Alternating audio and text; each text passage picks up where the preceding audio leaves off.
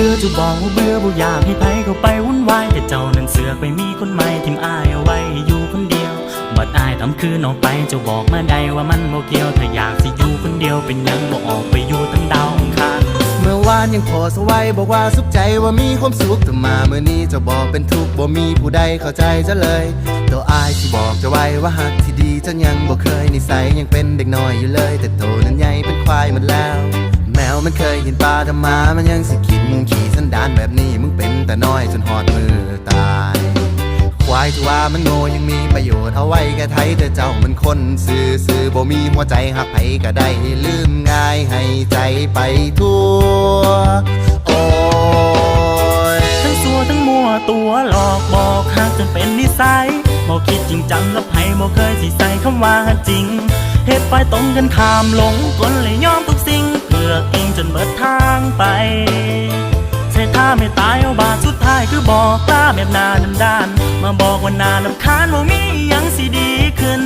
หากกันมาตั้งโดนบ่แม่นสิว่ามือนี้มืออื่นมันบ่ดีขึ้นก็ย้อนไผ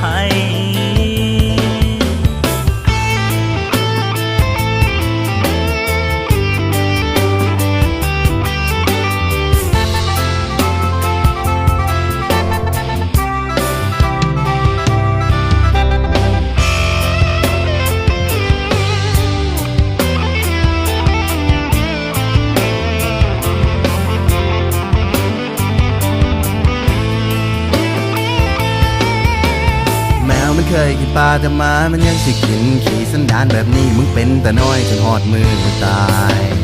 ควายที่ว่ามันโง่ยังมีประโยชน์เอาไว้แก่ไทยแต่เจ้ามันคนซื่อบ่มีหัวใจหักไผก็ได้ลืมง่ายให้ใจไปทั่วโอ้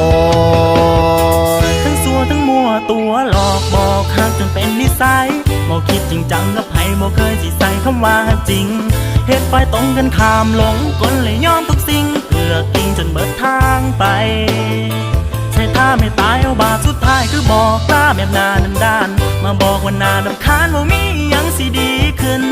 หากกันมาตั้งโดนบ่แม่นสิว่ามือนี้มืออื่นมันบ่ดีขึ้นก็ย้อนไผ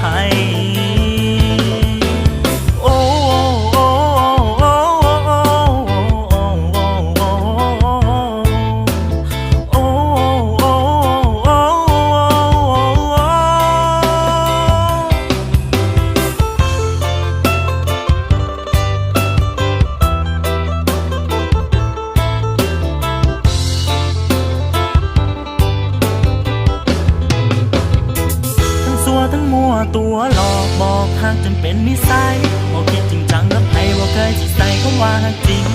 เฮ็ดไปตรงกันข้ามหลงกลเลยยอมทุกสิ่งเพื่อกินจนเบิดทางไปใส่ท่าไม่ตายเอาบาดสุดท้ายคือบอกกล้าแบบหน้าด้านมาบอกว่าหน้ารำคาญว่ามีหยังสิดีขึ้นหากกันมาตั้งโดนบ่แม่นสิว่ามือนี้มืออื่นมันบ่ดีขึ้นก็ย้อนไผหากกันมาตั้งโดนบ่แม่นสิว่ามือนี้มืออื่นมันบ่ดีขึ้นแล้วย้อนไผ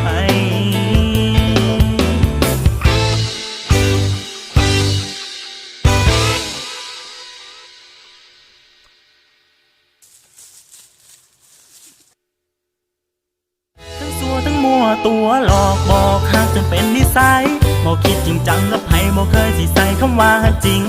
เฮ็ดไปตรงกันข้ามหลงกลเลยยอมทุกสิ่งเลือกเองจนเบิดทางไป